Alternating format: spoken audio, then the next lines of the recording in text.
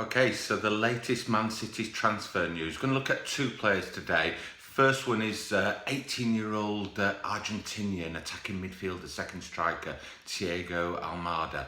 And he's been referred to as the new Messi, and I've had a good look at him, and we'll have a look at his history and how he's developed and his stats, etc. Seen a lot of footage of him. Really exciting young player that Man City are linked to. But we're going to also talk about Leroy Sane yet again. I think if you look at one of my earlier videos at the start of the transfer window, I suggested that I expected Leroy Sane to leave this window. He looked short of confidence, his body language sometimes on the pitch wasn't great, but more importantly, I was watching Pep Guardiola in a couple of matches when he brought him on as sub, and he looked really frustrated with him. Now, you know, there's been lots of talk by Bayern Munich. They've been stirring the pot. They've tried every trick in the book through the media to try and unsettle the player. But there's new reports come out about him that suggest that an offer is imminent. Now, you know, I may have missed it, but I would have liked to have seen Man City put out a very firm statement and say, Leroy Sane is going nowhere, he's not for sale at any price. If you want to buy him, put 500 million euros on the table. Leroy Sane, again, he's not really, you know, in his benefit really, he's not really tried to stir the pot or say anything, but also he's not really come out with a definite statement, I want to stay at Man City. So there's always been that nagging doubt whether he's staying or not. Now he's been in all the photo shoots, he's obviously back at pre-season training, but there's new media reports in Europe suggesting that Bayern Munich are preparing a 90 million euro offer for him.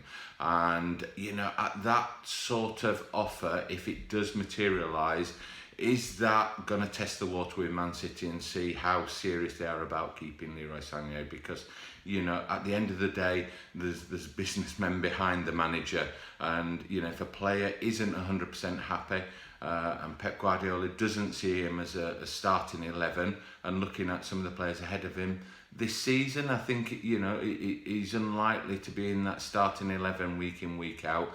Then that could test how strong Man City's resolve is to keep Leroy Sane. Interestingly enough, in the same media report, they were saying that Bayern Munich were also going to put in an offer for Nicolas Pepe of Lille, 75 million euros. That's 165 million euros they're talking about splashing out, which seems a lot for Bayern Munich. However, they have lost Aaron Robben and Ribéry this year. So, you know, they are, as I see it, certainly two ideal players for Bayern Munich. And it'll be interesting to see, does that offer come over the next week, 10 days or not? And if it does, what will Man City's response be to that? So that's Leroy Sane, one that won't go away. It's beginning to get a little bit frustrating that it keeps reappearing, because we keep thinking we've put that one to bed and it keeps coming back and that. Now, let's have a look at really exciting young fella, Thiago Almada. Now, Man City have been linked with him through their connection with Sporting CP in terms of looking to buy this player for him to go into the Sporting setup. Obviously with a clause in that they will get first option to buy him, presumably at a preferential price in the future, and they would help Sporting CP finance the deal, I understand. Now, who is he? Is he any good? So he's age 18, he's an attacking midfielder, second striker. He only just turned 18 in April. He plays in the Argentina top tier league for a club called Vélez Sarsfield. Now, he's been called the new Messi. And, you know, we keep hearing of young players, wonder kids, etc. But I've had a look at this lad and he does excite me, he really does. Now, he's gone from, over the last year, from being in the youth academy to straight into the first team last year, and also he's played 7 matches in the under-20 national side. So he's had a big year. In October 2018, The Guardian included him in the 60 best young talents in world football. And you know, his background is he's sort of brought up in the neighbourhood of Buenos Aires, same as Carlos Tevez. I think it's called Forte Aparte. Forte Apache. Now it's a really poor, rough neighbourhood. Kids there, don't have the same opportunities perhaps some of the kids at Man City have seen. Like I say, same area as Carlos Tevez. Carlos Tevez is one of his heroes, one of his people he looks up to, and we all know Carlos Tevez came to England, played in the Premier League, played for Man City. I think he's if I remember rightly, his stats was nearly 1 in every 2 games at Man City. So he was a good player. Now this lad, like I say, he's classed as the new Messi, and I've watched quite a lot of footage of him.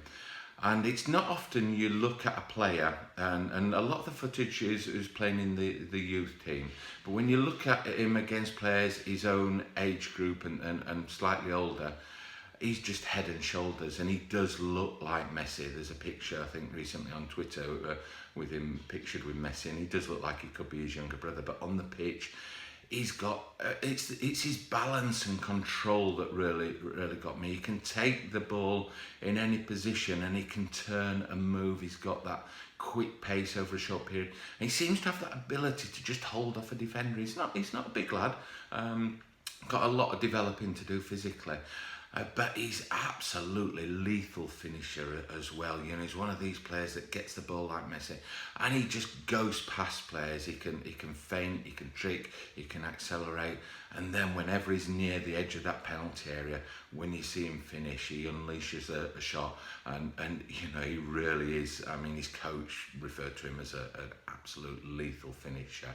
Now, one of the things I like about him was all these lads that are 16, 17, 18, that the big clubs are interested in, that they're in the youth academies, they've all got world-class potential. But it's those that take that last 20% step that become the world superstars. And to do that, you've probably heard the saying, hard work beats talent when talent doesn't work hard. Well, this lad has definitely got the talent. You can, any idiot could watch him and see that he's extremely talented. He glides across the pitch.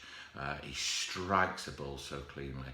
But apparently he has got fierce determination and work ethic, and that's from his coach at his club in Argentina, plus other ex-pros that know him and have worked with him.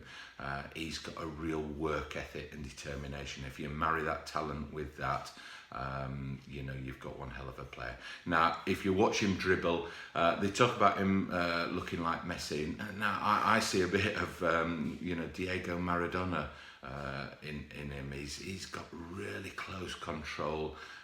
He's got his head in the air, and he's got the ball at his feet doing exactly what he wants it to do, and he's looking, am I wanting to play a 1-2, and he's quite happy to play that 1-2 and go, and like I say, he's quite happy to unleash that shot on the edge of the area. He's just absolutely superb, I think. Now, he played in the South American Under-20 Championships last year at 17, so he was the youngest player in the tournament, I believe, and he actually was involved in 7 out of the 10 matches there. I think he scored 1 goal.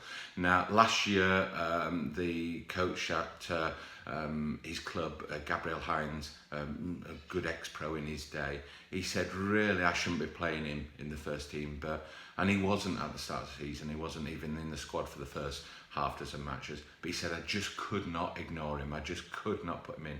Physically, he isn't probably developed enough to play in what, the top tier of the Argentinian league is quite a rough league. There's all the dark arts displayed in that league. But he came in, I think he's played 16 matches, he played the full 90 minutes in 3 of those.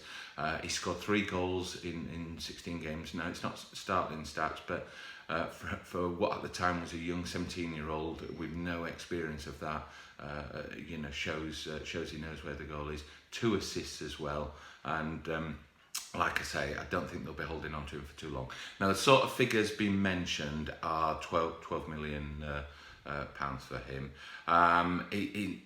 apparently his club are looking to put a contract extension in and write in a release clause, which is understandable, for 25 million, and I think that's pretty imminent. So if Man City, with Sporting's help, are looking to get this guy, it's one that they need to move quick on, or otherwise the price will be escalating.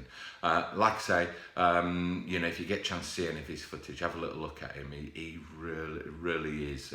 You know, we've talked about in England Morgan Rogers and Harvey Elliott, the young lads, and then you look at this guy and he's to me, he's a different level. Obviously, there's a season or two to go of development, and a Portuguese league, even somewhere like the French league, would be great for him, a year or two, and you can all see what sort of player and value he could have in a couple of years if he does develop. I mean, look at João Felix. I think it's 120 million euros he's gone for.